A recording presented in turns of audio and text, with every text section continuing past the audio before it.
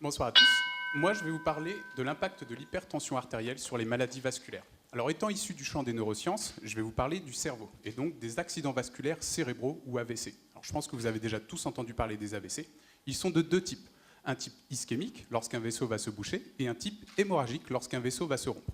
Tous les deux vont conduire à la mort de tout ou partie du cerveau par manque d'oxygène qui est normalement pourvu par le sang. Il faut savoir qu'en France, on a un AVC toutes les 4 minutes.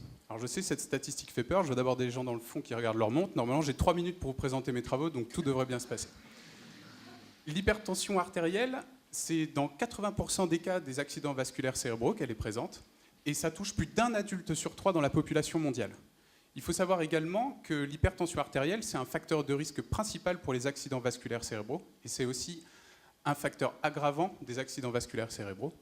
Les accidents vasculaires cérébraux, qui sont là quand même la 3e cause de mortalité dans le monde et la première cause de handicap acquis, ça en fait donc forcément un problème de santé publique majeur. L'hypertension artérielle, on peut normalement la maîtriser dans 2 cas sur 3 par la limitation de l'apport de sel, de matières grasses, de tabac, d'alcool et surtout en augmentant sa dépense physique. Alors je sais que les habitudes ont la peau dure, moi-même j'habite à 10 minutes, j'ai quand même pris mon véhicule pour venir jusqu'ici.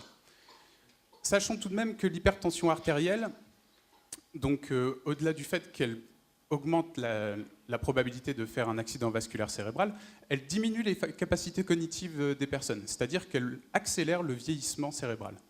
Mais surtout, elle augmente le risque de faire un AVC et de faire un gros AVC. Donc pour revenir à mes travaux de recherche, moi j'essaye de comprendre comment l'hypertension artérielle va modifier le cerveau avant, pendant et après un accident vasculaire cérébral, à l'échelle micrométrique, donc comme il a été dit tout à l'heure à l'aide d'un microscope. Donc on peut voir typiquement les cellules nerveuses en rouge et les vaisseaux cérébraux en vert, mais aussi à une échelle un petit peu plus grande, de l'ordre du centimètre, grâce à l'imagerie par résonance magnétique, l'IRM, qui est un gros aimant que vous avez peut-être déjà vu à l'hôpital, qui permet par exemple de se rendre compte quand 2 animaux font un AVC, on peut regarder que l'animal qui est hypertendu a une lésion supérieure à l'animal qui n'est pas hypertendu. Vous comprenez donc pourquoi il est nécessaire de prévenir et de traiter l'hypertension artérielle.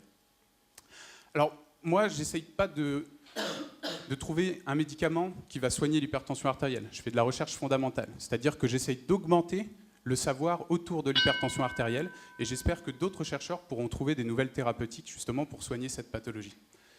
Surtout, ma première victoire, ce serait que ce soir, en rentrant, vous passiez devant votre chaîne de fast-food préférée, que vous fermez les yeux, que vous retardiez l'allumage de cette cigarette que vous voulez tant allumer. Et je crois qu'à 20h15, on a un apéritif et donc forcément que vous limitiez votre consommation d'alcool. Je vous remercie.